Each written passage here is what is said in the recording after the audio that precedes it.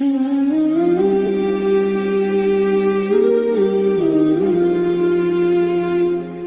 حدیث میرا دل کرتا ہے آپ کو یاد ہو جائے، مستدرک للحاکم میں حدیث ہے۔ حضرت انس بن مالک رضی اللہ تعالیٰ عنہ فرماتے ہیں ایک بھائی حضور کی بارگاہ میں بیٹھا رہتا تھا، نکما نہیں تھا، شارحین حدیث کہتے ہیں کہ کسی مجبوری سے وہ کام نہیں کر پاتا تھا، یا کرتا تھا تو وہ کام آگے نہیں چل پاتا تھا، ذہنی صلاحیت ہی شاید زیادہ نہیں تھی۔ یہ حدیث مشکات میں بھی موجود ہے، مستدرک للحاکم میں بھی موجود ہے۔ حضرت انس بن مالک رضی اللہ تعالیٰ عنہ فرماتے ہیں وہ حضور کی بارگاہ ناز میں بیٹھا رہتا تھا، اس کے بھائی نے آ کے شکایت کی، یا رسول اللہ صلی اللہ تعالیٰ علیہ وسلم، یہ کوئی کام ہی نہیں کرتا،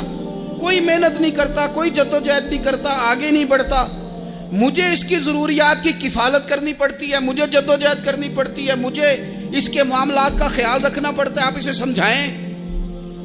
تو حضور نے بہت سارے لوگوں کو سمجھایا جو کام نہیں کرتے تھے۔ ہمیں سیاستہ میں وہ حدیث بھی ملتی ہے جس بندے کو نبی پاک صلی اللہ علیہ وسلم نے کہا تھا کہ تیرے پاس جو بھی گھر میں ہے لا، تو وہ پیالہ اور کمبل لائے تھے، حضور نے بیچ کے کہا تھا جا کلاڑا خرید کے لا اور لکڑیاں کاٹ کے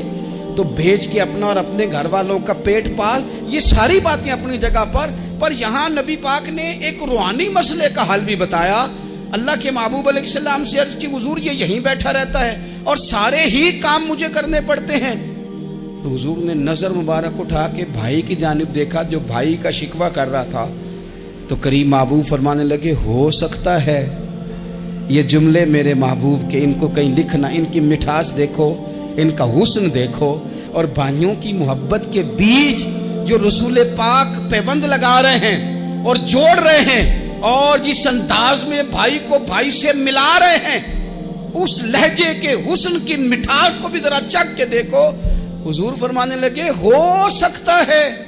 رب تمہیں جو رزق دے رہا ہے وہ اسی بھائی کی وجہ سے دے رہا ہے۔ بھائی پائیاں دے ویری ہوندے تے بھائی ہی پائیاں دیاں باواں، او بھائی ہو سکتا ہے اس کی وجہ سے تجھے مل رہا ہو، اس کی وجہ سے۔ وہ دروازے نہ بند کریں جن دروازوں کی برکت سے روزی آتی ہے، کبھی بھی وہ کام نہ کریں جن کاموں کی اگر آپ کو کل تک برکت تھی، کل تک کام ٹھیک چل رہا تھا، کل تک نظام بہتر تھا، اور آج آپ کو محسوس ہوتا ہے کہ کہیں کمزوری آ گئی ہے، کہیں حالات اس طرح کے نہیں رہے، تو پھر آپ غور کریں کہیں ایسا تو نہیں کسی غریب کا آپ کے گھر سے رزق جاتا تھا اور آپ نے بند کر دیا،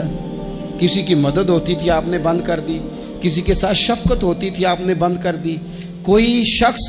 آپ کی وجہ سے تسلی میں تھا اور پھر آپ نے اسے تکلیف میں ڈال دیا۔